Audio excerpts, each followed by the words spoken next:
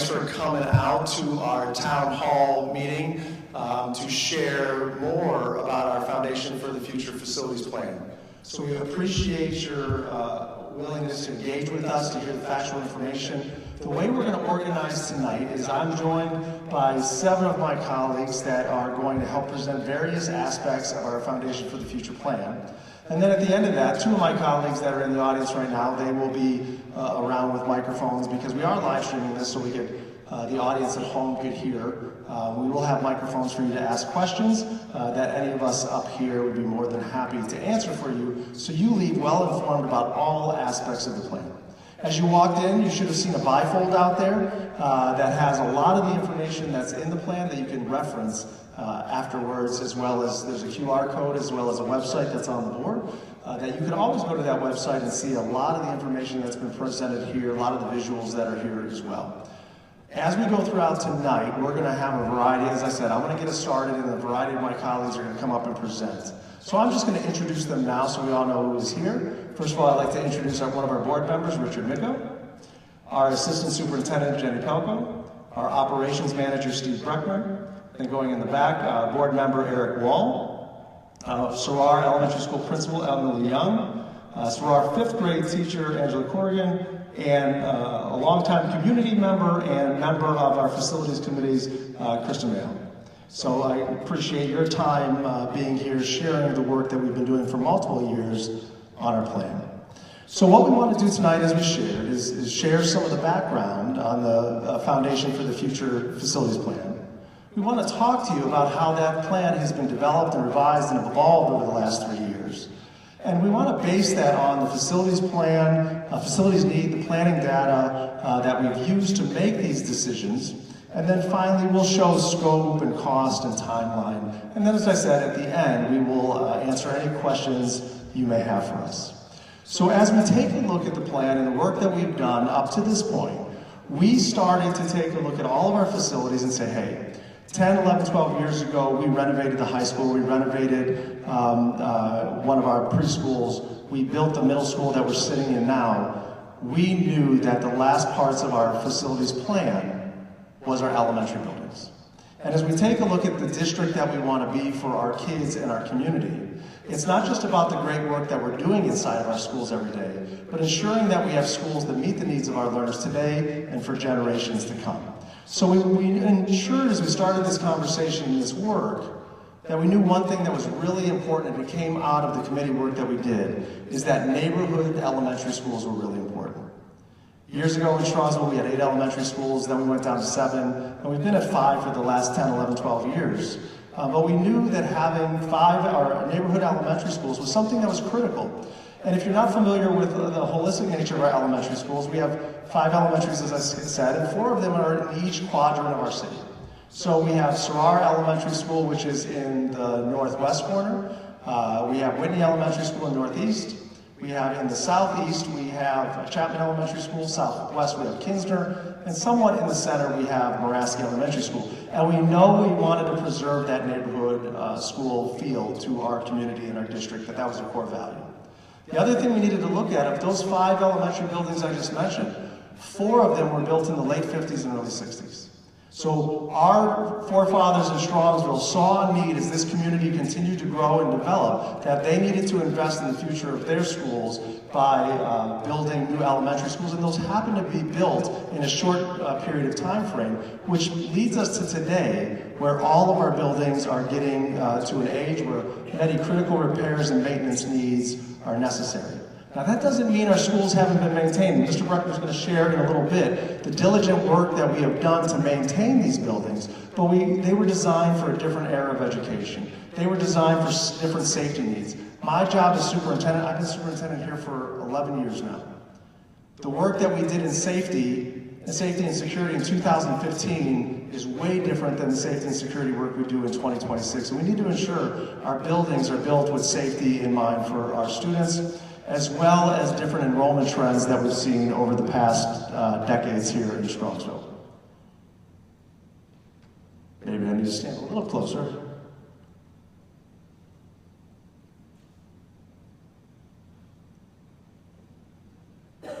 That's a great start. Dan's gonna go up there and hit it for you.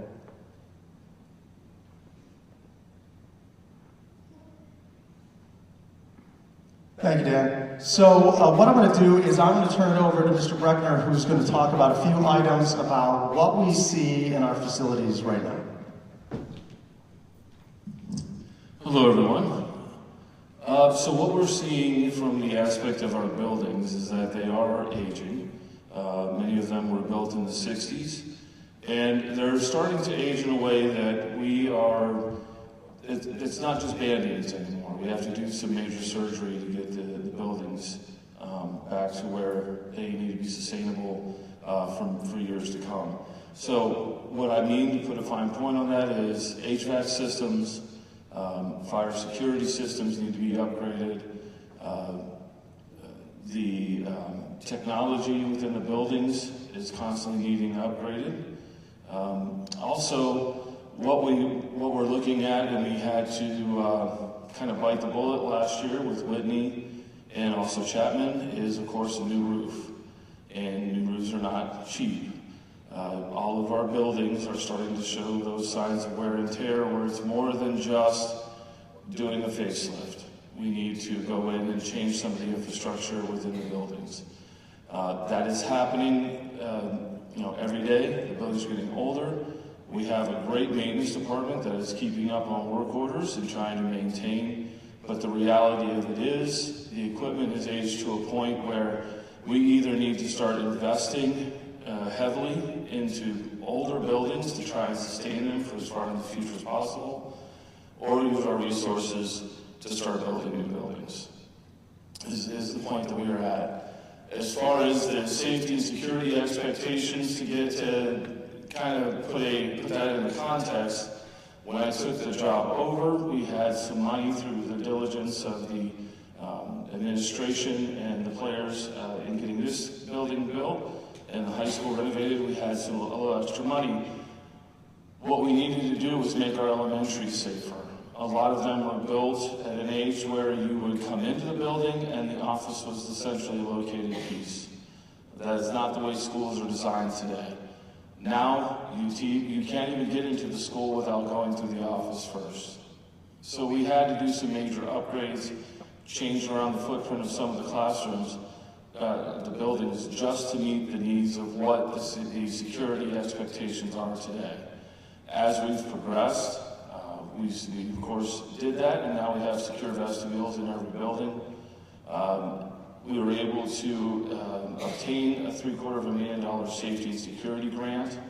We were able to upgrade all of our camera security systems, add to the cameras that are within the buildings. When I took over the job, we had 8 cameras average in our elementary buildings. Now we're averaging 35 cameras. The high school and middle school have somewhere between 200 to 250 cameras in them. All of that requires background infrastructure that is also aging and needs to be kept up. As technology progresses and as security expectations progress, we of course need to invest more into those areas. Investing into an older building, putting more wiring in, buildings that were not designed to have necessarily all the wiring shoved into them. For example, Chapman and Whitney, there are areas where the drop ceiling is right up against the decking. That's not the way schools are designed now. The way schools are designed now is there's always some fly space in there so that there could be some infrastructure added. So when you're faced with those kind of challenges, you have to get creative. There may be some conduit that needs to go down the walls. It may not look the best. You try to make it look as good as possible, but you're really retrofitting new technology into an old building. We're also able to upgrade our radio system, not only to a fully digital system, and invest in an antenna that's centrally located so we have better coverage, window film on all of our entrances to make them, from a visual standpoint, you can't just see into the buildings coming in from the outside now, but also from safety and security, it takes a lot more effort, a lot more time to breach those doors that are always locked to get into the building. With that, some privacy and security film throughout the buildings. And then also we were able to, if you were to go around the high school, you can see some of the decals that are there. Those aren't just for aesthetic value, those are also safety film for security purposes there. We're just to the point where we can keep trying to adopt the new technology, we can keep trying to adopt to the new security standards, but again, you're trying to fit the proverbial square peg in a round hole. And we're starting to get to the point where not only are our buildings needing major maintenance, but to keep progressing in this area of safety and security, we have to make some decisions about how that's going to look, and it's much more costly to retrofit in many of those cases. So as we take a look at all of those factors, as Steve said, and I think that line at the bottom of the slide is important, we have done and we can continue to do the ongoing repairs, but that does not eliminate long-term obligations. And right now, if this bond issue does not pass in May, we have the decision. We already have $10.8 million of projects for critical repairs set up, as we talked about, boilers, roofs, windows, doors, safety issues that need to happen, that are there if we know in the next 3 years we're not going to have new buildings that can meet the needs of our students today and into the future.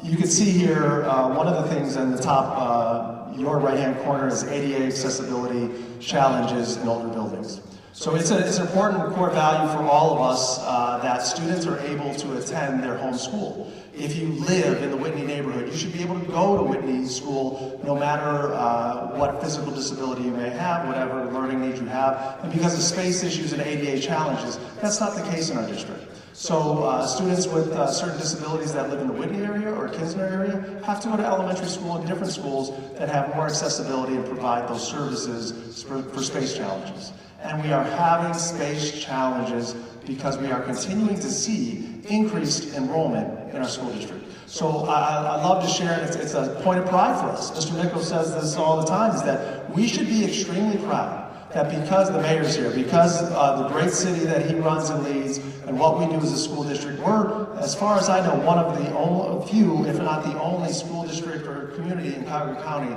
that's growing with school children. And so it's not growing by leaps and bounds, but it's growing by 35 to 40 to 50 students each year.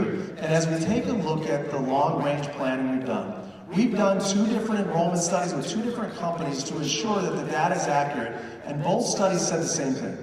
You are going to continue to have about 2,300 K-5 students in your district throughout at least the next 10 years.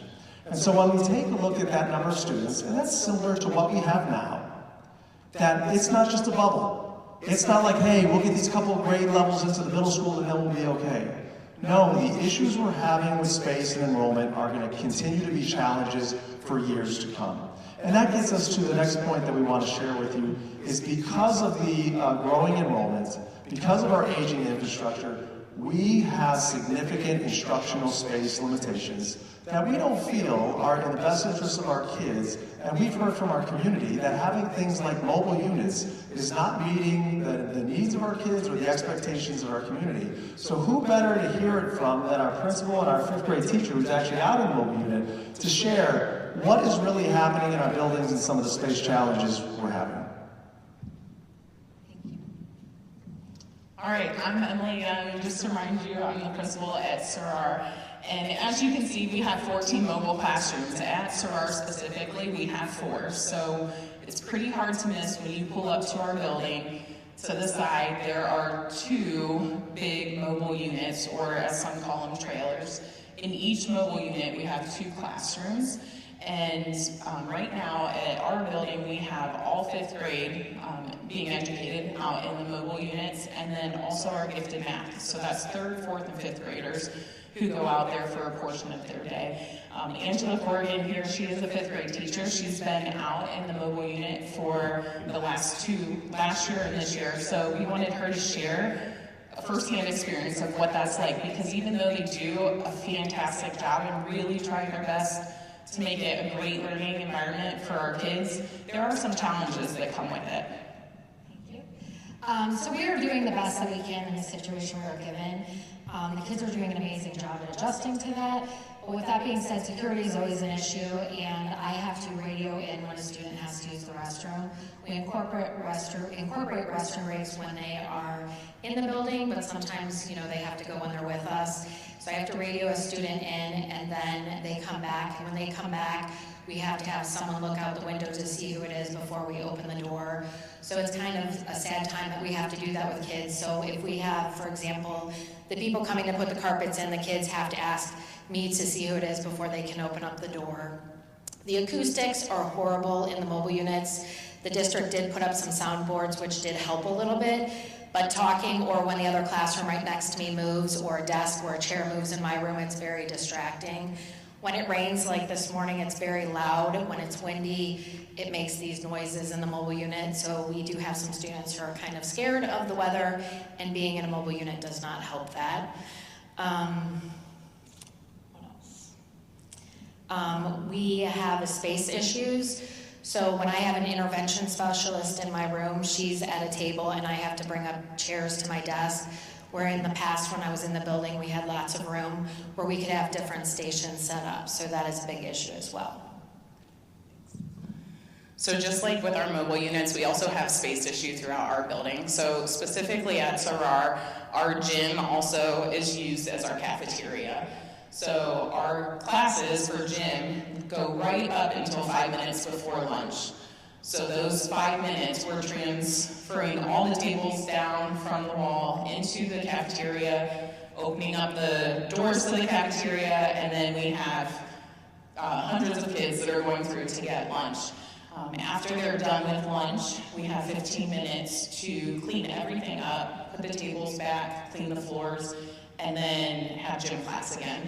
So that's one example. Also, we have a wonderful stage where we could perform. However, right now that's being used as our building storage area because we don't have other space.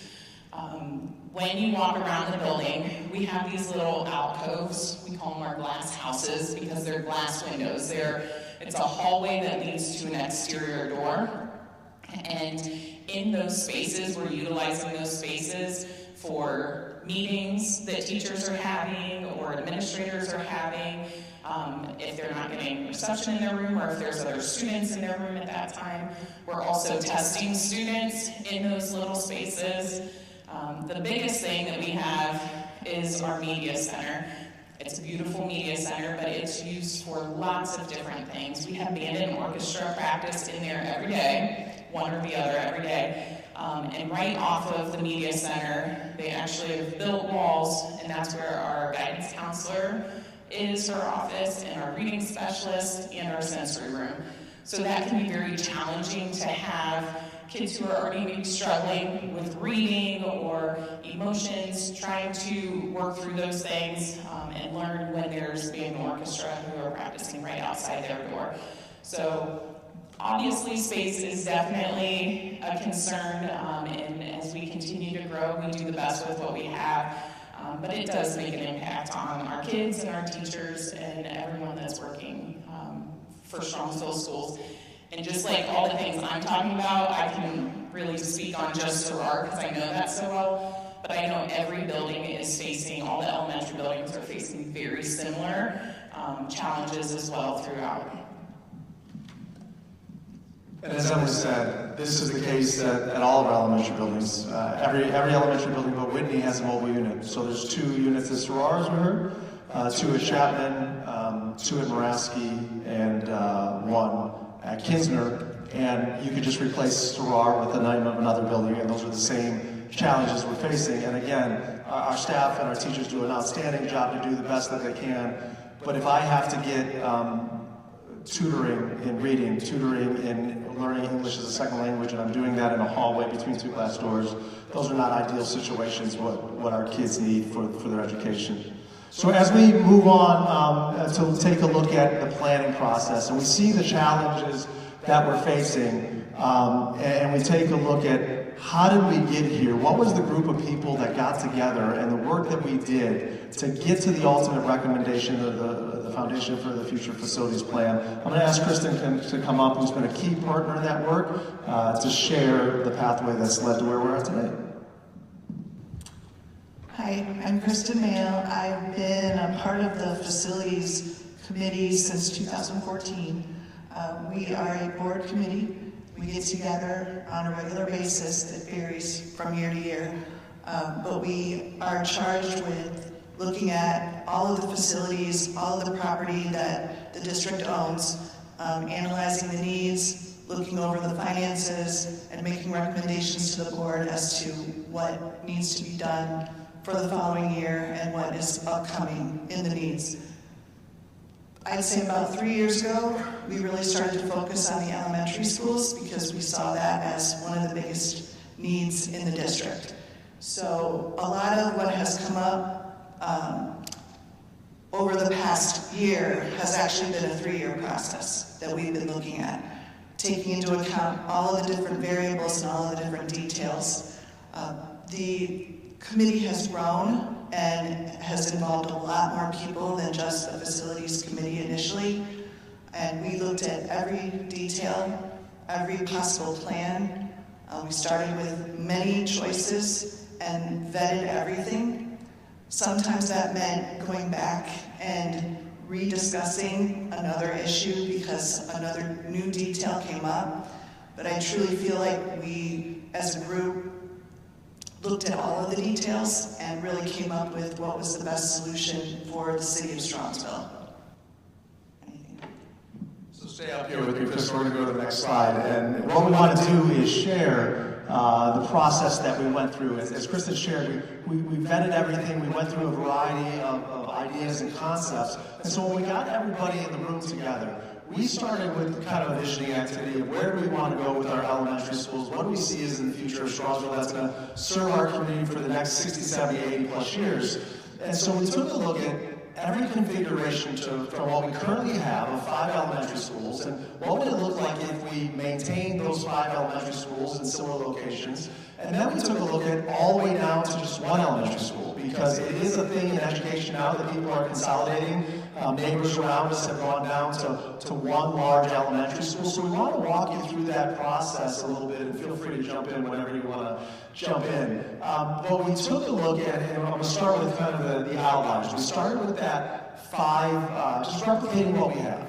Let's take a look at keeping the 5 elementary buildings that we have. And so when you take a look at that and you would evenly divide all of our 2,300 K-5 students across 5 elementary schools, right, that's going to be 450-ish, somewhere in that range, 400 to 450 kids per school building.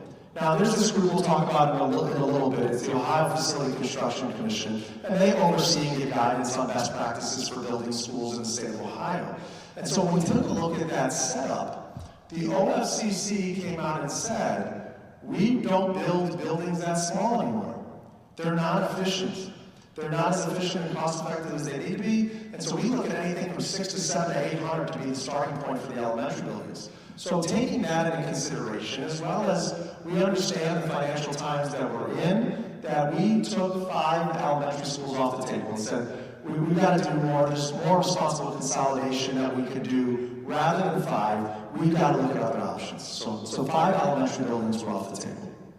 Then we went to that other end of the spectrum, which was 1 building, 2 buildings. So if you remember, as I said, we have 2,300 K-5 students. That's what we're projecting into the future. That would mean we would put 1 building in our community that would have 2,300 students. That would be the largest building in our district. It would be larger than our 500 students, larger than our high school, 1,000 students larger than our middle school. That's a lot of kids. And the community or the committee decided that, yes, that may work in other districts because other districts are smaller than Strongsville, 2,000 to 3,000 students, we're 5,600, 5,700 students, but it doesn't work here. And then point B is we really don't have the property. We don't have the size property to have 1 mega school or 2 larger schools, especially since all of our properties are in neighborhoods and side streets. It just wouldn't work. So we spent a lot of time taking a look at 3 total schools or 4 total schools. Would you like to talk about the 3 total schools? Okay. All right. So I will keep, you added if I missed anything. So for the 3 total schools, we wanted to look seriously at that. That would mean building 2 brand new elementary schools that would be about 1,000 students each. And retaining kids in elementary school as a K-5 school, that would be about 500-ish students. And so we partner with architects that they provide pre-bond guidance for us, and we said, hey, We want you to see if we can feasibly, responsibly get it down to 3 elementary schools. Take a look at the available properties we have, do a fit plan, which means is it going to fit in the property that we have, and let us know what you find out.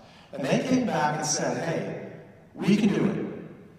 And it can work on the Albion Middle School property. That's one of the properties we're looking at. If you know Western Albion, where the old Albion Middle School was, there's enough property there. But you don't have another property to fit it responsibly. We can fit it, but we're going to go front to back, side to side, and it's going to be 3 stories tall. Is that what you want to be a good, responsible neighbor? And so again, we took this plan that we vetted multiple times, and we shared it again with everybody and said, is this what we want to do? Do we want to consolidate to this level? And resoundingly it came back to say, no, that's not being a good partner, that's not being a good neighbor, that's not being a responsible steward of our community moving forward. So that's how we landed on 4 schools. 4 schools that we'll talk a little bit more. Eric's going to talk more in detail about what that exact plan was. But that's how we eliminated the 5 school option and the 1, 2, and 3 school option when we considered neighborhood compatibility, as we talked about, overall site safety, and understanding that traffic is a challenge in our city, and how can we help support better traffic flow versus increasing that by putting large buildings with large numbers of families and students in a neighborhood. Next slide, Dan. So with that, I'm going to ask, thank you, Chris. Anything else you'd like to share? Okay. So Steve is going to help me out here. What we want to kind of bridge here is, okay, we got this idea through this committee process that we want 3 new elementary schools to be built. And Kinsler, we're going to continue to use as an elementary school, that idea. How do we decide what we do? We needed to take a look at our current buildings, and he's going to share what all of these numbers mean to us. Thank you.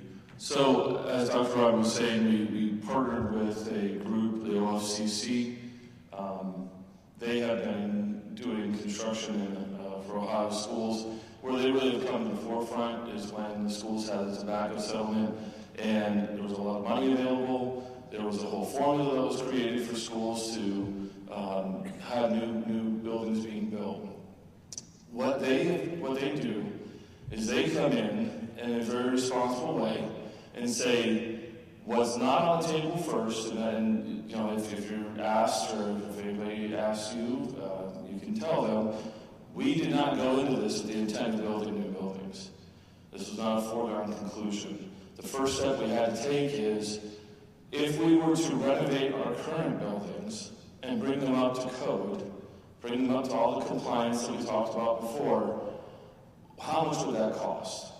Now, they have a formula that they use, and that's what's reflected here, is that if anything is over 67%, as far as replacement costs and even stuff like the insulation, the wiring, all of that, if that goes to renovate is over 67% of the building's worth, they say it's a recommendation to build new. At some point, and you know this as homeowners, you know this maybe as business owners, at some point, no matter how attached you are to the older things, they've had their day, and sometimes building new is the better and the more responsible of the 2 options. What these numbers reflect is all the numbers in red, of course, are above 67%, so the Chapman, Whitney, Sarar, Moraski, and now Moraski, there's 2 numbers there because there's the front half of Moraski that's been there for a very long time, and there's the newer section that was built on the back. So that's what that reflects there. So when they came in and evaluated all of our elementaries, the only 2 that they said, hey, it's worth doing some renovation to is the back half of Moraski and Kinsner, which makes sense because those are the 2 sections that were built most recently. All the other ones, they said, as you can see up there, Whitney's at 83% and 74%, 77%. In other words, their feedback to us was, if we were to be involved in this, we would say, build new. That's where the biggest bang for the buck is going to be for the community. So again, did not start with new buildings. That's that's where the numbers led us to. And as Steve said, as we take a look at these numbers, these are just to get our current buildings up to code with current standards. It's not adding on to address our enrollment issues. It's not adding nice features. It's just getting it up infrastructurally to 2026 standards. So at this time, we've got this data. We know we want to have, we know the plans for 4 buildings. We've got this data to say what we want to renovate versus replace, and then we take it to the Board of Education for consideration. So I'm going to ask Eric Wall, our board member, to come up and share an overview of what the plan that came to the board and they ultimately approved. Thanks, Dr. Ryba. I'm Eric Wall. I'm one of your newest board members. I got to vote on this on my very first meeting. A lot of pressure. And I came into it kind of skeptical. And I think we laid out a pretty good business case for you. I think you've heard the why, and I think you've heard the why now. And I have the fun part, I get to tell you the what. And I have to tell you, all of the decisions that you've heard so far have been rooted in data. The data is driving the business decisions. And I got to unpack that. So ahead of that first vote, being a little bit skeptical, I asked for more information. Tell me more. I want to know. And they talked about 1 school versus 5 new schools. They gave me an entire plan, almost like a menu, all color-coded. We had blue plans, orange plans, yellow plans, green plans, red plans. And if, as a board member and representing the community, you start to think about what are we optimizing for? What do we want our district to be? What's the identity been before? Are we optimizing for efficiency? Well, that would be 1 school, 2 schools.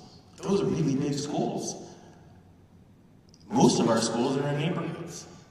So we go out into the neighborhoods and talk to those people, and they don't want 3- and 4-story buildings in the backyards. It's not surprising. Also, these schools are more than just educational institutions. They're community centers. They're places where people meet. A lot of them have playgrounds where neighborhood kids go out and play. And I think that having all of these neighborhood schools, it's been built into Strongsville for decades. Helps when you hear about things that people want to continue to move here. Our property values continue to grow. The best in Ohio, by the way. The reason, a big reason for that, is our school system and these neighborhood schools. People love that feeling. And when you get schools that are too big, if you optimize for efficiency, they become less educational and more institutional. And I think you know what that feels like. The culture starts to break down. So if we're not optimizing for 100% efficiency, because it doesn't make sense, what are we optimizing for? Well, let's optimize for the future. Let's optimize for education. But we can't have 8 motif schools. That doesn't make sense.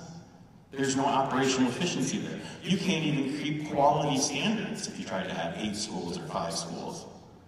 But 4 schools, which was called the yellow plan, by the way, really should have been called the gold plan. Because the more I dug into it, it was the Goldilocks plan. It was optimized for Strongsville. Optimized for our 4 quadrants. If you look at our city, we're a pretty good square. And we have elementary buildings and facilities in each one of those squares. So no matter where you live, on the northeast of town, on the southwest of town where I live, all of our kids have fantastic elementary schools. Oftentimes you can walk to them. They're anchors of those neighborhoods, anchors of those communities, and that is what people back in the 60s decided that is part of the core of Strongsville's identity. So the Goldilocks plan, let me tell you about it. 3 new schools. Albion, Chapman, and Soror properties. So Albion, new school, Dr. Iber talked about, it was where the middle school is now. We will be building something there, and these other 2 schools will be built sort of like the building that we're in now, adjacent to the current building. So we can still do operations and continue to service all of our students while we build these new properties. All of them are 700. So that's bigger than what we have now. It's bigger than our biggest elementary school. So are we getting some efficiencies there? absolutely. But we're also getting it where it still feels like a community school. And then renovating Kinsner, 500 students. That's the school near me. It's our newest school. And we have another slide that will talk a little bit more about Kinsner's plan. And then renovating Moransky. So Moransky is kind of interesting. We have another slide about that. So let's just go to the next slide, please. So Kinsner Elementary. We don't want to have a school that's like the MD school, right? We have 3 new schools. How do we address and be equitable to those learners that live in the southwest part of Strongsville? You remodel it. You don't go crazy, but you try to create those learning environments because it's newer. That cost model works out for us, that we can create those learning opportunities so those kids there are caught up with the other modern facilities that we're building for them. So we have paint, flooring, but a lot of that is sort of table stakes, right? We have outdoor learning spaces. That's kind of new. We talk about new ways of learning, open spaces, collaboration spaces, spaces that are more configurable, and bringing that back to Kinsner and making that a modern place for our students in the new ways of learning. And of course, the playground. Next slide. Preschool. So when you look at preschool, we have to provide, in the state of Ohio, preschool for children that are 3 years old, and then those folks with disabilities. And Dr. Ryder was talking about, we don't have the facilities everywhere to cater to those kids. So if you look at the map, the one place we do have that's sort of centrally located is Moransky. And if we move these specialized resources, teachers who understand how to work with those, classrooms that are purpose-built for our youngest of learners, and centralize all of them. So no matter, again, wherever you live in the square of Strongsville, you're a simple bus ride, not all the way across town, just to the middle of town. Everyone has access to the same resources, and they're the premium resources, and they're customized for those kinds of learners. Really great opportunity to create efficiencies, centralize those resources, centralize the people who can work with those kids. And that's our golden plan. That's what I'm calling it. And so as we go back to that original slide that I shared, what was at the heart of our decision making and how did we guide decisions on the golden plan, as Eric coined it? It was about preserving those neighborhood elementary schools, as well as providing adequate and space design for our youngest learners in the center of our community to ensure that they have access and efficiency to school each and every day from all aspects of our community. So now that we know the plan and we know how we got here, let's take a look inside. I'm going to ask Jenny to come up, and she's going to take a look at what our buildings can look like as we move into kind of the visioning phase. But I will put a little asterisk on it, that these are all drafts. When you take a look at a bond project, you actually don't start designing a project until a bond passes.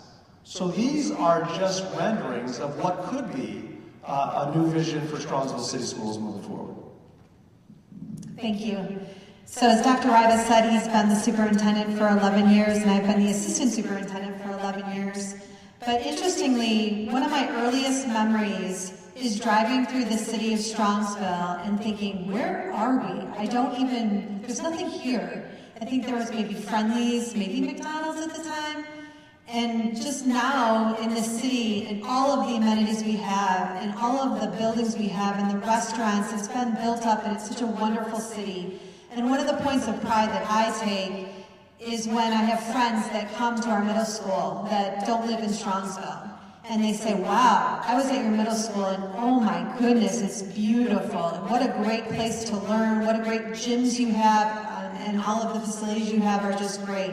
And so it's just such a point of pride to hear that. I was the principal at Center Middle School that used to sit on this property, and usually I heard, boy, that place looks like a dump. You know, it's not so great. And I would say, well, great things happen inside of it, but yes, it wasn't ideal for teaching and learning.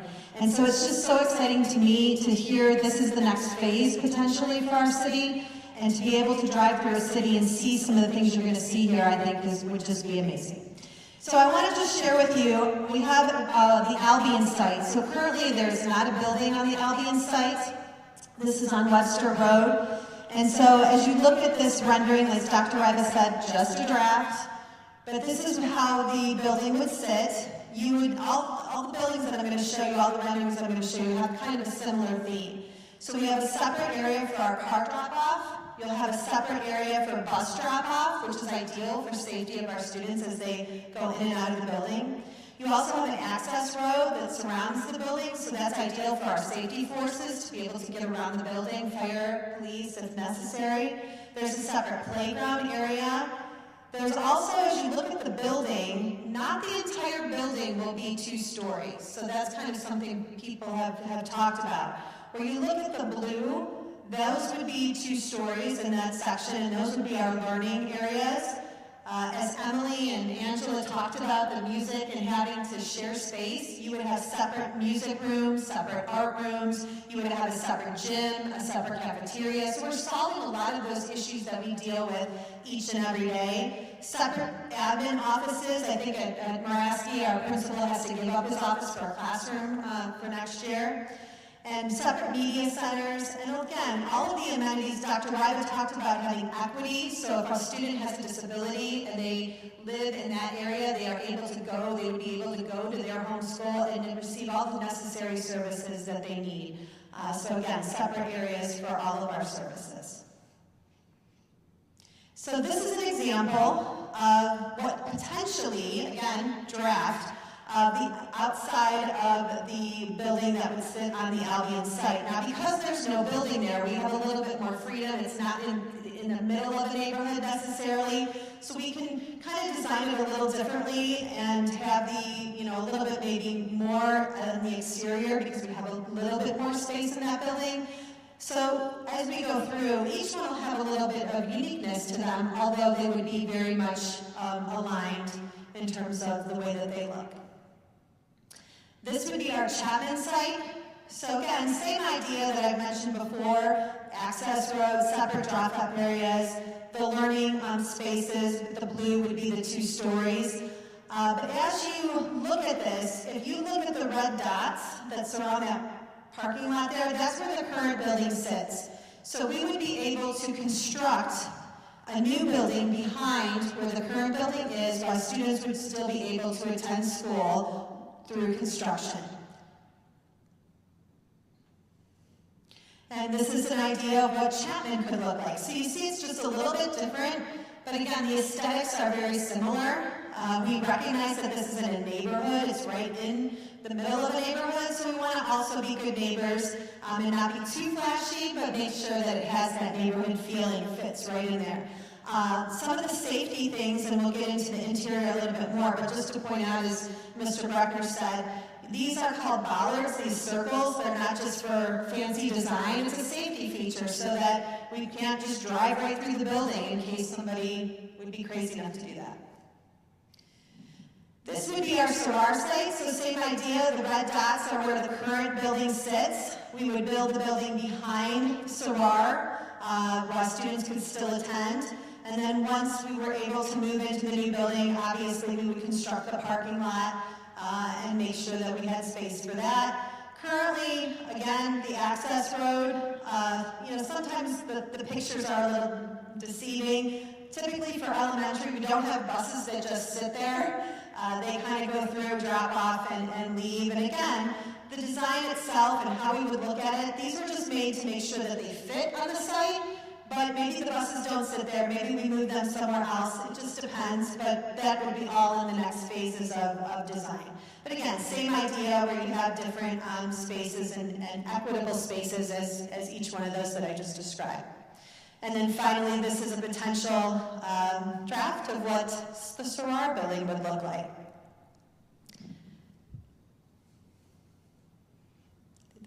Okay, and as we take a look at the interior, as Mr. Bruckner mentioned, we talked about safety. So you're not just entering right into the building. There is a vestibule, and also the office area is also secure as well. Safety and security are number one priority for our students and staff, and we want to make sure that we are up to date with our facilities, that we take those measures. And so this would be a rendering of what potentially, as you would enter the building, would look like. This would be what a media center could look like, and as you can see, it's a little bit similar to our media center here at the middle school if you walk by that. Again, just this open idea of space, areas, flexible space where our students can collaborate, they can work together, teachers could bring their classrooms in here and check out books or just have some quiet time. Again, our students at the elementary level, it's unique to sit not in your desk, not in a row in the classroom, but to come to a space where you can either work with a friend, read silently on the steps like that student is doing. And so again, just kind of a unique space for teaching and learning. This would be a hallway going into our learning areas, into the classroom areas. Again, more flexible space so that we can be more innovative, we can put kids together. We're not just in a classroom or in a mobile unit where there's not space to work together and collaborate. We are moving to a different time in education, and we want our students to build the skills that they need, that are going to be necessary for their future so that they can communicate and collaborate. They're not passive learners just sitting there taking in information anymore. This is an example of one of our classrooms. And so again, we don't see the desks in rows that were traditional for traditional schools anymore. We have tables, we have flexible seating, we have whiteboards that are movable. The teacher's desk isn't necessarily in the front of the room. It's more in the back. Storage areas, again, that are easily accessible for our students. Right now in some of our hallways, we have these hooks where they have to go out there and put them, and they're like at eye level, and I always I'm careful not to hit my face on them because they stick out. And so just some of those things that make the transitions each and every day much easier for our kids, that they're not having to transition from the classroom to the hallway all the time.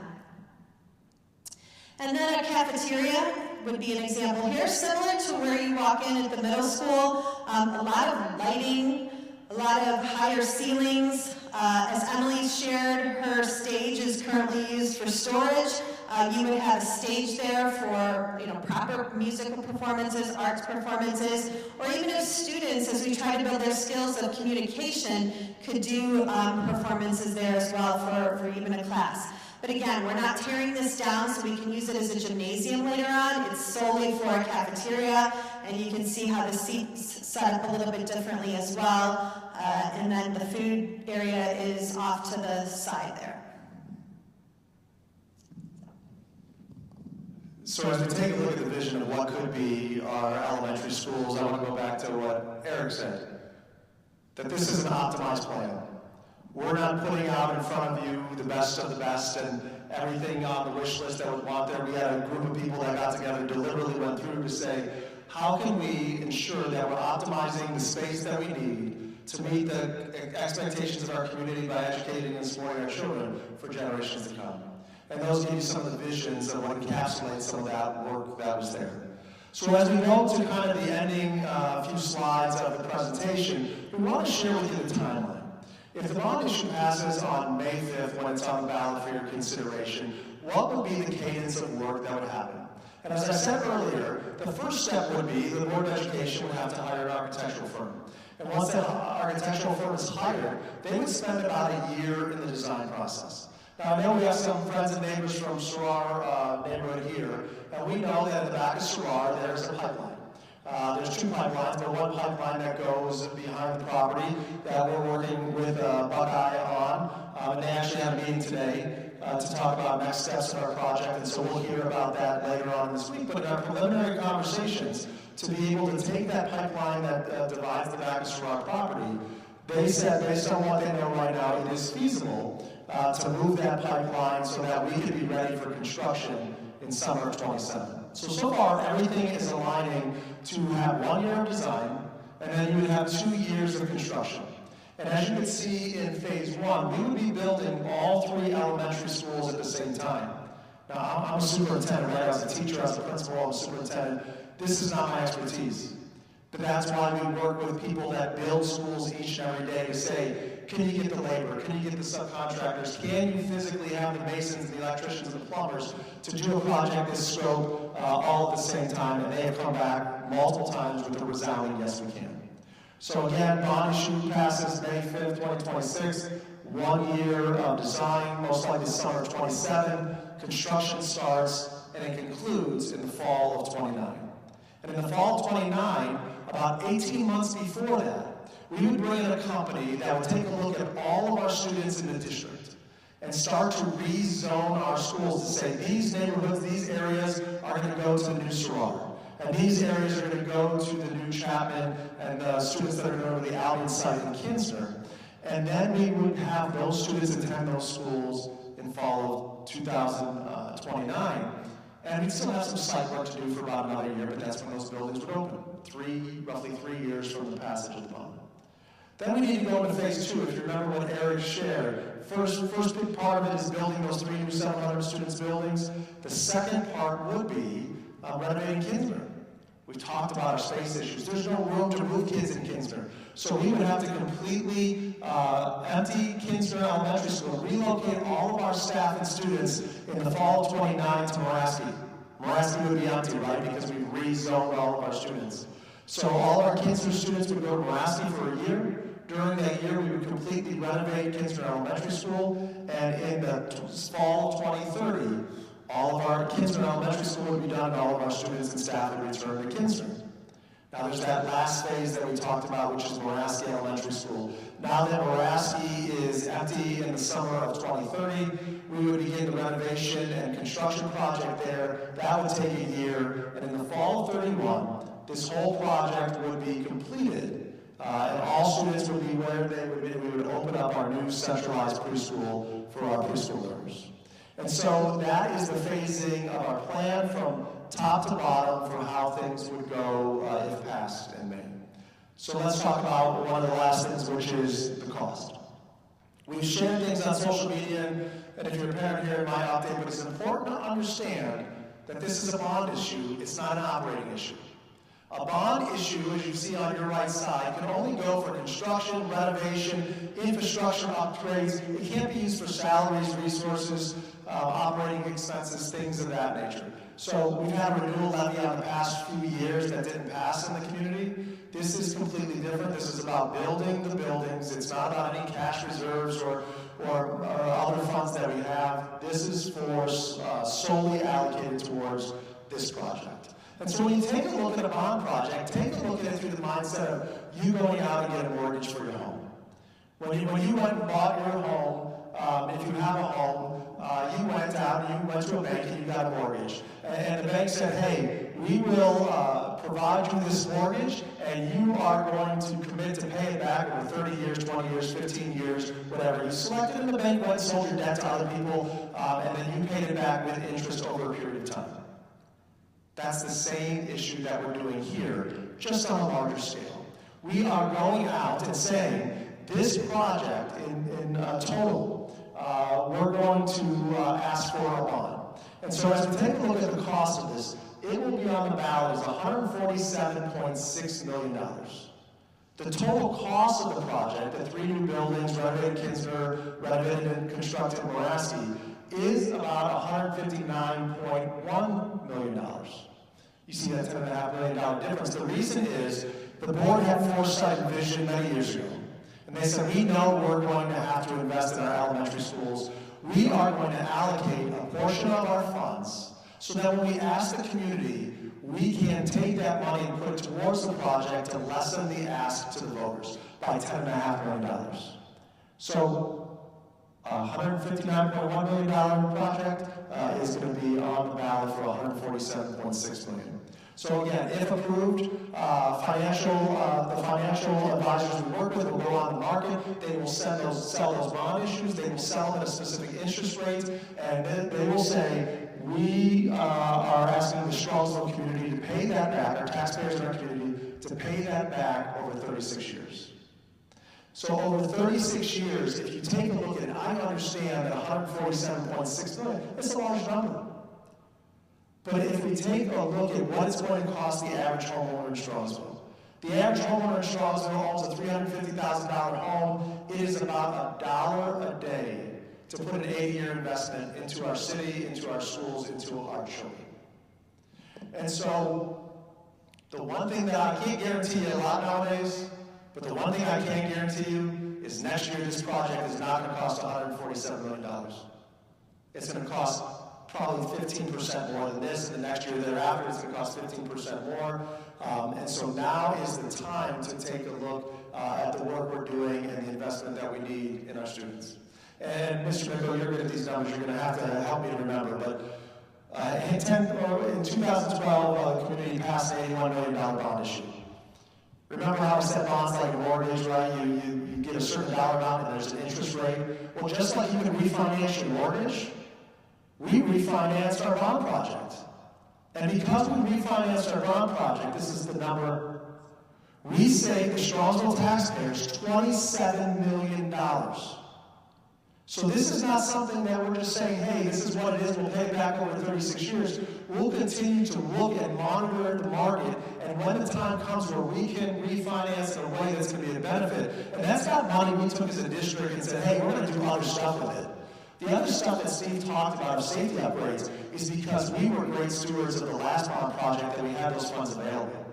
When we refinanced and got that $27 million reduction in the payback, that went straight to you as taxpayers.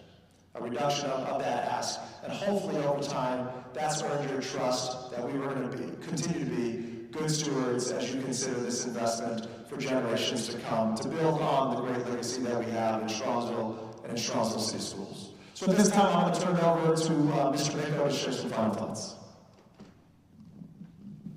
So I'm here to kind of summarize everything, and I'm going to start with some thank yous. So I'm going to thank everyone on the stage for taking the time to be here and to talk about something. Hopefully it came across that we're very passionate about this project, and we believe in this project. I want to thank some of our city partners. I see the mayor in the audience. I see Jim Carbone from council in the audience. We have a great partnership with the city, and they don't need to be here on a beautiful sunny evening, but they're just as invested and just as excited about it. So I wanted to thank them. And most importantly, I want to thank everyone here that took the time, because you certainly didn't need to be here on a very sunny evening in the springtime. But I hope that, A, we've answered some of your questions. I hope that we've earned your investment, and if there are more questions, we will have a Q&A session. So we've been doing this for about a month now, these information sessions. And one story I'd like to tell is about 2 months ago, our PTA had their Founders Day. And the PTA comes in, we celebrate all the good things that the PTA has done on behalf of our students. And I was lucky to find a 1961 Moraski PTA record book. And the more things change, the more they stay the same. In 1961, the school district was looking to build a new high school and to build a new elementary school because we were growing and we needed additional facilities. And it was interesting how the news articles had some of the exact same conversations we're having with the community and that you're having with your neighbors. On the one hand, we don't need a new high school. We have plenty of room. There's not a problem. On the other hand, we're growing and we're going to be running out of room. And there were the same kind of stories. There was a story of the PTA moms on Town Square to talk about, yes, we do need a new high school. The more things change, the more they stay the same. So that resonated a lot with me and about just how time marches on, but the issues we have as a city, as a school district, as residents are very much the same. So I like to think in threes, and I look at this project, there's 3 issues that it addresses. One is our space constraints. If you have a question about whether we are running out of room, look at every trailer on our elementary schools. We're running out of room. We don't have the room to have all the students right now. And that problem is not going to go away. It's only going to get worse. The one school that doesn't have a trailer, if we don't address it with new buildings, it will have a trailer. And it's not a long-term solution to just keep on adding mobile trailers to our elementary schools. So that's the space issue. The other thing I think about is whether you call it safety, what have you. it always gives me pause to think about an active shooter or any kind of safety issue. This is an opportunity to purpose build our schools to address those issues, but I want you to think about not just the news issues, think about things like a medical issue, and we have those at our elementary schools. And when seconds truly count, having that ring road around each elementary school makes a difference, so that if police or fire or an ambulance have to get into our school, they can get to exactly where they need to be. You can think about things like having vestibules with the ability to lock the doors in an instant. Technology, the networking, all of those things, we work in partnership with the fire and the police, and this is an opportunity to raise that up. And then the third one, whether you want to call it modern education or technology or what have you, I think about that PTA from 1961, that record book. And in that record book, they talked about how they had a field trip to NASA Glenn to see a model of the Saturn rocket. 1961 was before we landed on the moon. You move forward to today, and it was just a few weeks ago that we had an Artemis II circle the moon again and land back safely. The world that our children are going to inherit is vastly different than the world from 1960. And this is our opportunity to rebuild our elementary schools and get them purposed for that.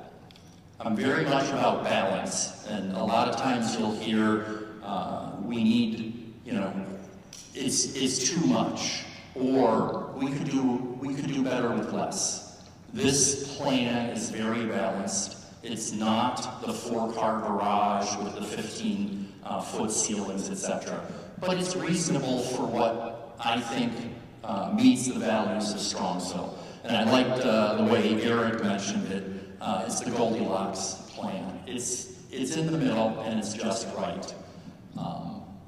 We used to have an elementary school, Drake. It was all open classrooms. It didn't work. If you looked at these plans, they balance things. You have traditional classrooms, but you have some modification of the desks and the chairs to deal with how we learn today, how students learn today. We also don't just have classrooms. We have the open space. We have the area for gym and theater and a play and all of those kinds of things. But it's very much reasonable.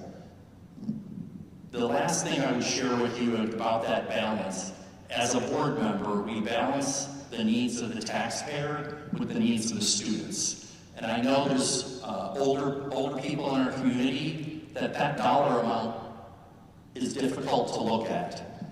I also looked at the balance, and I was really excited to meet a couple that came to this meeting. They're looking forward. They're planning to have children and send those children to our grade schools. They're not going to want to send their children to grade schools where their children are going to school in a mobile classroom in a trailer. And so how do we balance those needs? And I think if you look at that $120 per 100,000, that's how we balance it. One way to look at it is how much is it going to cost. The other way to look at it is what are you going to get for your investment? And I think it's reasonable and balanced that $30 a month to get 3 new elementary schools, a re-energized Kinsner, and a purpose-built special needs preschool for $30 a month, knowing that every day we delay it, every day we push it off and think about it, it's only going to get more expensive. I think this is a valuable investment, and again, it's that idea of balance. It seems to be reasonable. So I don't want to go on too long because time is important and I can talk forever, but we did want to have some time for Q&A, and where are the microphones? So Erin is in the back with a microphone. If you raise your hand, she will come up to you for you to ask a question, and we'll see who is the best person to answer it.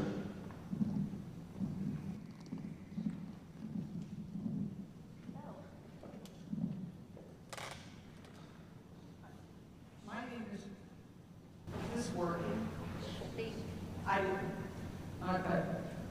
My name is Jill Beck. I know many of these people on the stage. I know some of you. I retired from this building almost 2 years ago. I've worked in this building since it opened. I worked at Center Middle School, and I worked at Chapman. I moved here in 1998 from the state of Texas to Strongsville, specifically for Strongsville schools. I moved here, my family moved here specifically because of Strongsville High School. I have 2 kids that graduated from Strongsville High School. Schools are very important to me. The question, I have 3 questions for you. The first 2 are, what will happen to the Whitney and the Leavenworth preschool property if all this happens, whenever this happens? So what will happen to the Whitney and Leavenworth property is the current Whitney Elementary School, the plan includes all of demolishing and abating all of the 3 elementary schools, Chapman, Soror, and Whitney.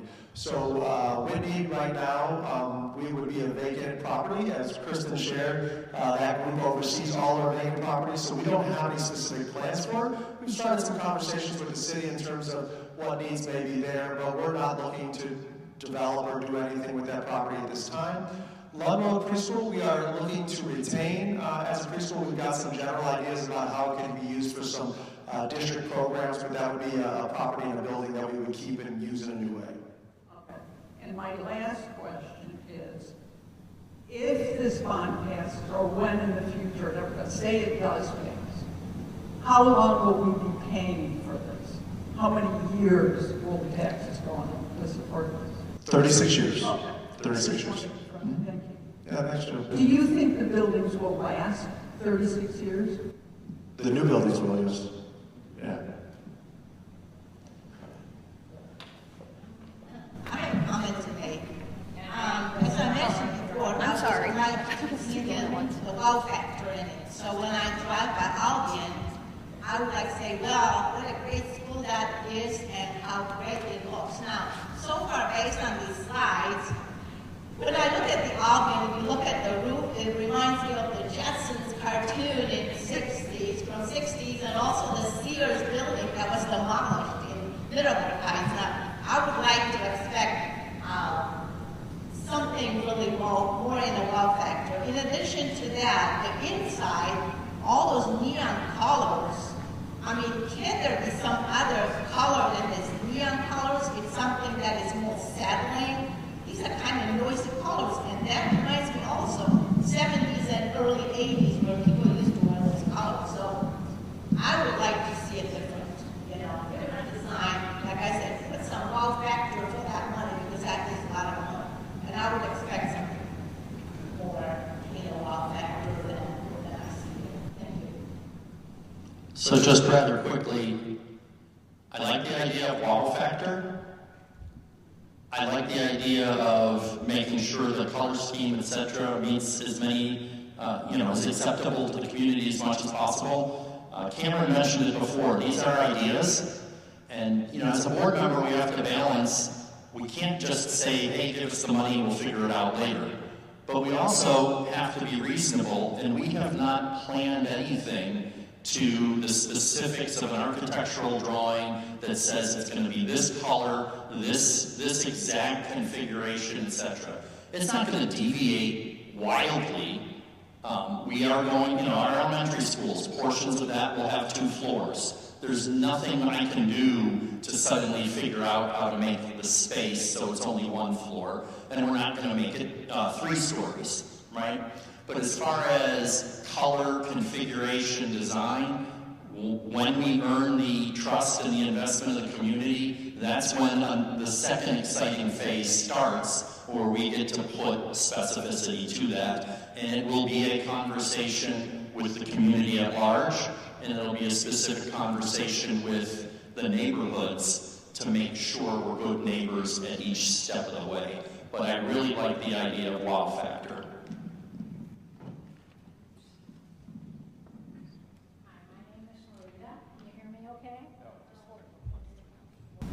Can you hear me now?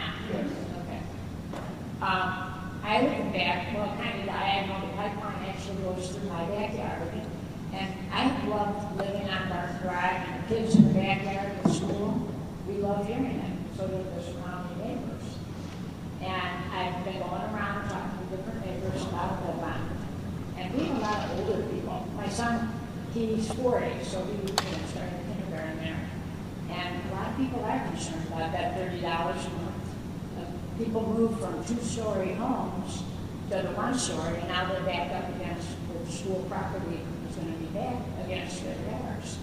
And a lot of them are concerned about the traffic flow, because Cream Road right now is bad, and the surrounding streets like Beach Creek and Jonathan, people are lined up, people are picking their kids up and not riding the buses. And with 300 more kids coming, our parents are going to be doing that.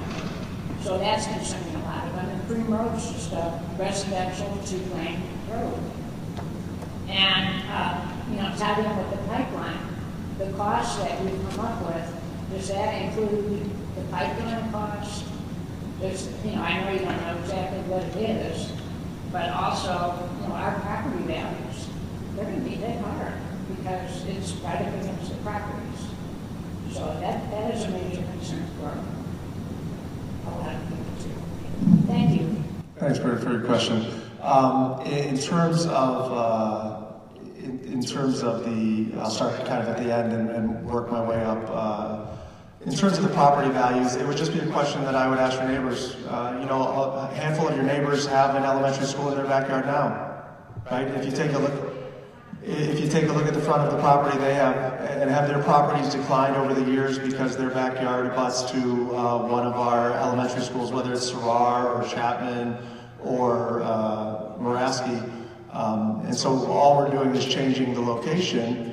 And one of the things that we've known through the leadership of the mayor is as we add more of these amenities and these features where businesses want to relocate to Strongsville and make that their world headquarters, and community members want to come here, and we've got one of the highest rated zip codes in the country, that this adds value to say, we have brand new elementary schools that are going to meet our students' needs for generations to come.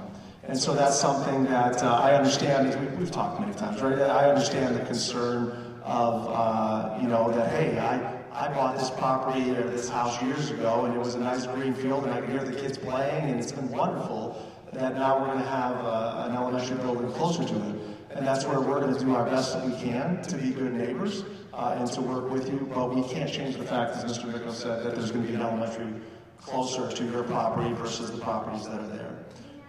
That you maybe when they have the kids from one of the other elementary schools going to Moraski for a year, a lot of the neighbors said to me, why don't they tear down the current, have the kids go to another school? You brought it up for another elementary school. Why not tear the current Sarah school down and do the same thing? The neighbors aren't having a problem with it right where it is.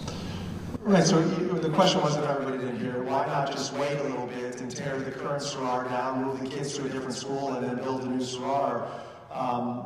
And so those are all things that are feasible aspects of the plan, but they're not the plan that was decided and determined, because when you wait those 3 years, you are going to increase the cost for nothing more, multi-million dollars, nothing more than because we waited longer. And so, if you could get the microphone again, because in the conversation I lost the first two parts of your question. A lot of people, our kids the neighborhood was just booming with kids when we moved in, and now they're all older people, and they're like, we can afford the $30 a month. I mean, they were out now. Plus, they said, the traffic congestion. Gotcha, thank you. So the $30 a month, that's a personal decision. We respect that. We shared our factual information about why this is a good investment for our community and our city, but I respect that people have to look at their own financial situation and say, hey, can I afford that? And that's a personal decision. In terms of the traffic, here's what I would look at for the 700 buildings. The 700 buildings gives a total capacity of how many students could go there. Just like all of our elementary buildings, and now we're over all of that, but when we open the new buildings, we built in some flexibility. So it may be 700, it may be somewhere between 600 and 700, but what I could share with you is based on the setup we have, where we're going to be able to separate school bus traffic from car traffic, as well as have a longer driveway in for the car traffic, we will be able to do the best we possibly can to alleviate some of the congestion on Freedom Road, Jonathan, some of the other roads. And Mr. Bruckner, I'll turn it over to you because you worked a lot with trying to increase our traffic issues on arrival distance. The biggest issue as far as because it's located more towards Freedom Road, there's very limited parking and very limited driveway there. By pushing it back, I understand the concerns that it causes, but it also allows for more cars to be on our property at one time than is currently configured there. Just this year, we put, to alleviate that concern, we put the playground in the back and put parking in the front, and then we did a circle that seems to be doing much better than we allow stop and go traffic. That's the other thing that I've seen as people are developing these new schools. They are taking traffic more into account.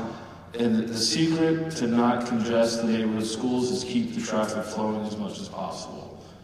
So what we're having trouble with in some of the elementary schools we have currently is you have stop and go traffic. You have a bus loop that has to be integrated with a car loop. You have staff members, hopefully those students at the elementary school, but staff members coming in and parking their cars. And every time you add that, you add stops. Every time you add stops, you add congestion. So what these plans indicate, while that may not be the actual plan that's implemented, is that is being factored in where there will be separate circles, separate loops that are consistently moving to help alleviate that traffic. Hi everyone, my name is Sean Beluski. I have a second grader, a kindergartner, and a 2-year-old, and my kindergartner and second grader at Mrs. Young's soror. This is just more of a comment, I guess, for everyone here. First of all, thank you all for showing up tonight. Again, on a sunny Monday or sunny Tuesday. I represent our 4 Strongsville group. We're a committee of community leaders, parents, and community members, and we're strongly in support of, obviously, this bond issue. So I guess my ask is really not to the group on the stage, but to the group here. If any of you are interested in helping us in this final push the last 3 weeks, so that way 3 weeks from tonight we can be celebrating, solidifying our foundation for the future. Please come up to me afterward. We need all the help we can get. And as a parent who's in that drop-off line every single day, I can say, Mrs. Young and her team have done an exceptional job, but there are safety issues, and the plan that's proposed here, at a minimum, will absolutely cure those. So thank you, everyone, and thank you for the time tonight.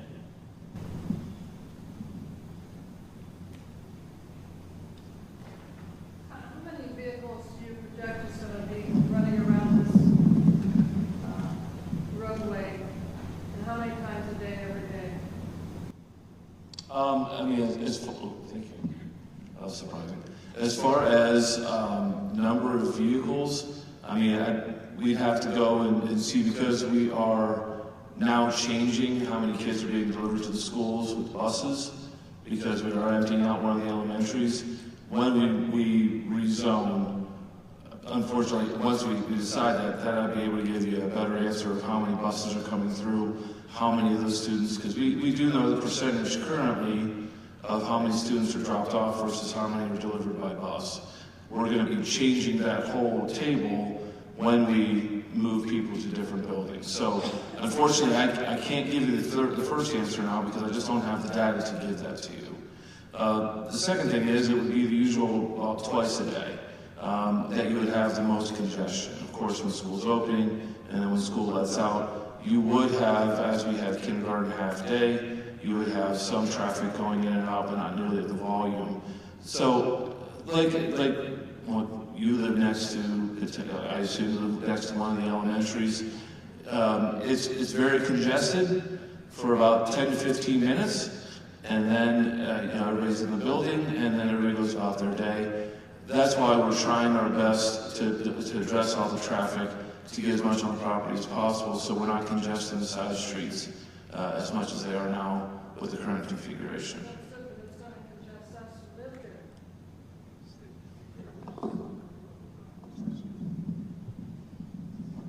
I can talk a little bit about arrival and dismissal. So when I came last year, the process was kids who were car riders would just be dismissed from the building. They would walk out, we would have a staff member out in the parking lot. There were parents that would park their cars out there.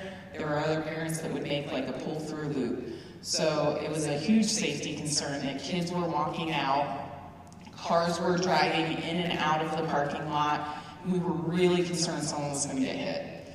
So Steve Bruckner worked with us. He came up with this great plan that we would have all the cars come through.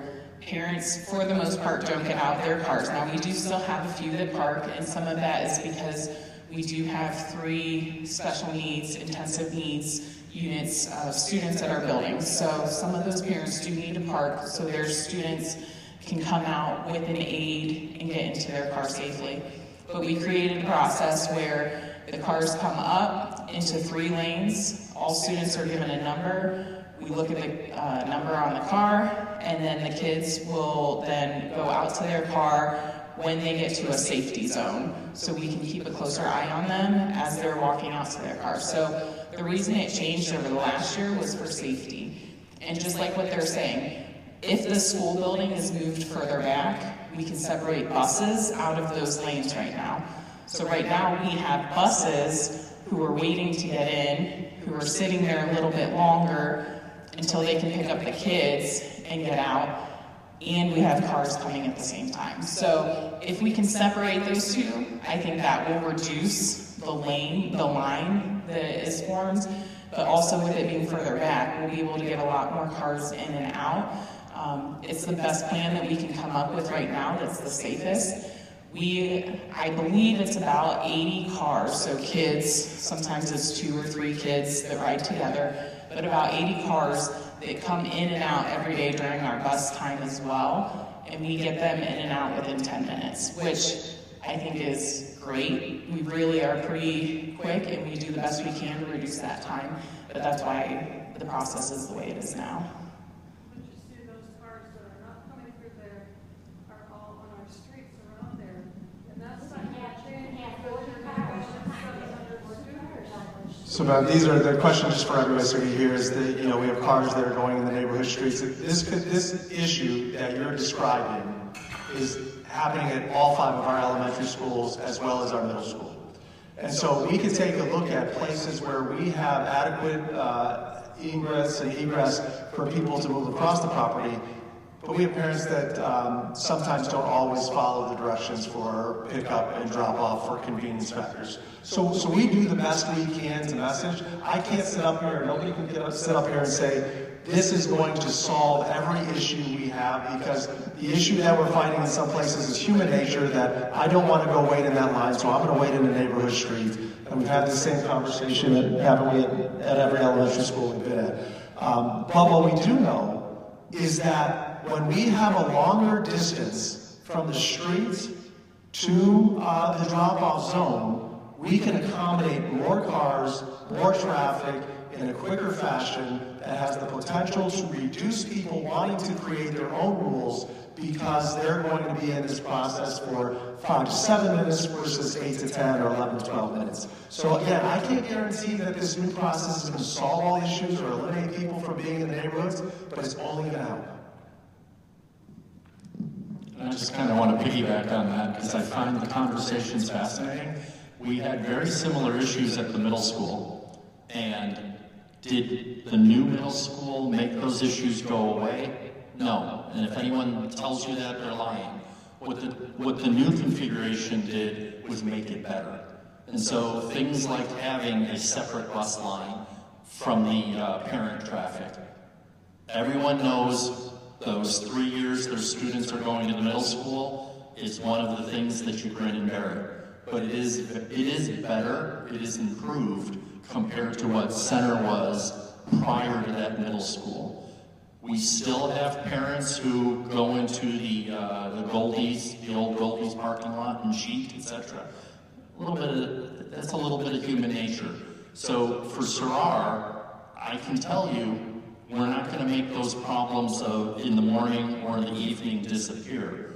But I do think they'll become better. And that's one of those balancing acts, Because if we don't move the school back, we don't generate a longer driveway. And if we don't generate a longer driveway, the cars are going to back up on Freedom instead of in that driveway.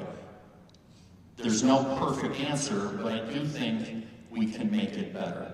And I know as one board member speaking for the board and the administration, we want to be good neighbors. We want to make it better. We're open to hearing those things. I can tell you the opportunities to improve those kinds of things, the opportunities to improve drainage, etc., we have real possibilities with this construction project.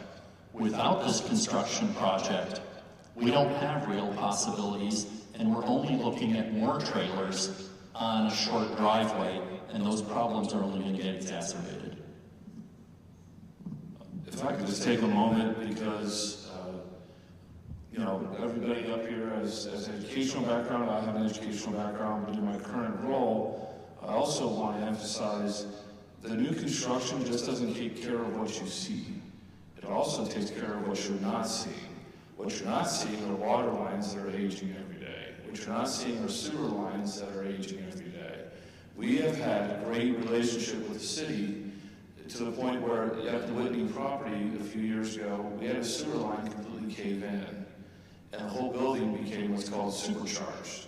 What that means for us is what used to smell nice 1 minute doesn't smell nice the next minute, because the sewer line caved in because of all the tree roots and everything else compromised that line. We had to put in a whole new section of sewer line. Those types of things are going to keep continuing to happen as these buildings age. So to take down the building in place and just put a new face on it will address some of the concerns that people may have with the location of the building. But if you also don't fix the underlying issue of what's going on beneath the ground, being Sarar neighborhood, I don't have to tell you about the aging water lines that are out there, that every time it drops too cold, something pops, or if somebody sneezes too hard, a water line pops out there. That's because of the age of that. And also, I do want to take the opportunity to change the narrative a bit, because I did read some articles online. Before we started this process, we knew that that pipeline was there, diagonally crossing that property. All of us knew about the Columbia gas. It's pretty obvious with all the construction that was happening over there on the north side of the property. But we were aware of this. And something to consider is, even if we did build in the exact location, we would be building a bigger building. There are certain setbacks from those oil lines, that transmission line, that still needs to happen. So if we put a bigger building there, we are flirting with some of those setbacks that we always knew that that pipeline was there, but we were never building anything by it, so we weren't concerned about it. When we put the new playground out there, we knew we weren't going to go as deep as that pipeline, so we didn't bother with that pipeline. No matter what we do over there, we are going to have to address this pipeline, and I believe one of the questions was that built into this cost? The answer is that was all factored in, because from day one, when we started partnering with this company for this visioning project, we told them, here's the map, here's where that pipeline is, we have to do something to address that. So I do want to take the opportunity to change that narrative that is the online, that this is. We want to make sure in the time we have that we get any other questions that are available, because some of these questions we've answered before. So, Dan, any other questions out there that anybody has? Yes, come down here. How are you, I believe this is going to pass. My home is in the backyard of Chapman. Chapman's in my backyard. How are you going to continue to communicate with us as neighbors, as you say, good neighbors? Once the construction and once the architect they're ready to start digging. I'm very concerned that, you are so close to us. The building and the road, the design that we just saw, it's going to make us feel like we're going to need to move. And that's my biggest concern. I'm a supporter of schools. I work in different school districts. I love supporting teachers. But I'm very concerned my backyard is going to be, you're going to be so close to me, it's going to feel uncomfortable. And once this construction starts, for 2 years and the mess that comes with it, how are you going to communicate with us and keep us as good neighbors to be supportive of this project and continue to be supportive of this project? Yeah, thank you for that thoughtful question. I want to answer, right? I think your feelings are real. And I hear you in that this is the challenge with, I think, just change in general. I think we're facing a bunch of situations where it's net positive for the whole community, but is it fair to say that it impacts everyone in the same positivity? It doesn't. And I think, maybe just hearing that and knowing that we see you, and that is a challenge, it's real. And you deserve the right to feel the way that you feel. We don't have a lot of great options for all of the business case that we laid out. Expanding students, safety issues. We don't have a lot of property. We don't have a lot of choices. But this and the Goldilocks plan is the best of the choices that we can make. Now, if some people are disproportionately affected in a way that's not optimal, you're 100% right. It does. And I think that's life. Like, unfortunately, those things happen to people. As far as being good neighbors, I think we have to continue to listen. And I'm willing to listen. I know that Rich is willing to listen. The board members are willing to go into the communities and listen to what you guys are saying. And I think I heard Dr. Ryba say, we're designing this for an entire year. It doesn't happen in a vacuum. It happens actually out loud, in public. We're going to be thinking about it and doing it, and Bonnie can have thoughts on colors, and we'll bring in color scientists who talk about what are the optimized colors for learning environments to keep kids engaged, but not so much that it gives them anxiety. And I think for our communities and our neighbors, we want to be there to say, what can we do to make what's not optimal more bearable for you? Because I can't make it go away, but how can we make it better? Can we put trees there? Can we put a mound? Can we do different things? Can the second story be further away so you don't feel closed in? I think all of those things are fair. And I think everyone here wants to hear those things, and we'll continue to listen. And like I said, nothing happens in a vacuum. Like, this isn't a black box where you go away and something happens to you. Be part of that conversation. Talk over 2 years. Know that there will be challenges. And we know that we'll get phone calls that, hey, you can't start construction this early. The beeping is driving us crazy. Those things are going to happen, right? Again, these are the bumps of life. But I think that's our commitment back to the community, is that we're here, we're in it together, we're listening to you. We know that not everything is ideal. And we're building for as much flexibility as possible. And we're hoping that you give us the grace to sort of maneuver and be flexible too as we try to serve the greater community. And I'll just add, practically speaking, we're going to have that design process the same way Dan sent invitations to the neighborhood meetings. We're going to continue to do that, and we'll make sure that you have the opportunity not to just find out after the shovels start digging, but to find out before. And, I don't want it to sound trite that we're going to be good neighbors, but you're going to give us the feedback. If we're not communicating well enough, you have 5 board members that you will be able to contact by email and telephone, and we'll address it. I just want to say there are quite a few opportunities as a community member that doesn't have children in the school to stay informed. Dr. Ryba has a newsletter that goes out strictly to community members. There's tons of opportunities if you look on the Facebook page to stay informed and to get information. Mr. Faust sends out a newsletter, I think it's every week, and I don't remember. But so I would encourage everybody to reach out to the district, find out how you can find out information, because it is out there. It does sometimes take a little bit of work to get on the website or to get involved with the newsletters that get sent out, but I get all the information, and I can tell you they do provide a lot of information.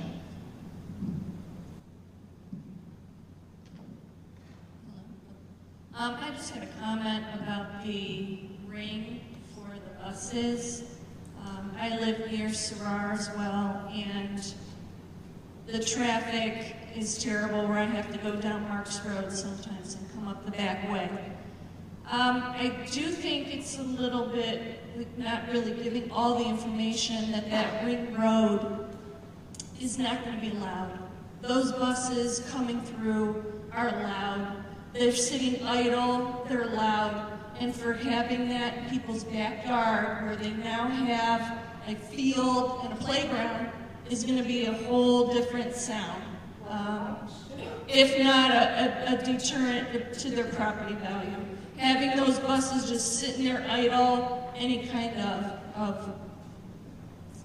don't know, smell or whatever that's coming in, that's going to be a problem. And number two, and the second thing I just wanted to ask is, what if this doesn't pass? What are your plans? So in terms of what if this doesn't pass, two things. The Board of Education makes decisions on what is going to be the future of the bond issue based on recommendations that me and our team made to them. So if it doesn't pass, conversations afterwards would be what are the next steps, and that's something for the board to have those discussions with at that time. In terms of the busing and transportation, as we said, it is a draft, and we understand that as we've talked about, not just at Sarrar, but every building. The concern has come up about the loop road and where buses are going to be. And as Jenny shared, kind of that idea that they need to park there, that's not accurate to our elementary level. And so our elementary, they either pick up and go or drop off and go. But Steve, talk a little bit about the rules for idling and the duration that they're at the elementary buildings.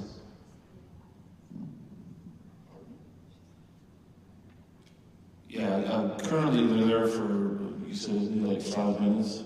Okay. There are rules that are in place as far as what kind of emissions that they could be giving out, so as far as the smell and things like that. And also, I know that we have a GPS system that we have a program that buses can only sit idle for so long before we tell them to not sit there idle for so long. So that's something that, of course, I can look into and make sure that that those rules are being followed as well as we move forward with the project and also with what's currently happening. And I would also say one advantage that we have here with the new design, wherever the bus drop-off happens to be, is we have longer span of opportunities for students to enter and exit a bus, which will speed up the timeliness of that. If you just take a look at practically at any of our buildings, how condensed it is for bus traffic to be there. It takes a little bit longer for getting in and out, as we talked about, but when you have that long road as an option, again, entering and exiting the buses can speed up. Any other questions?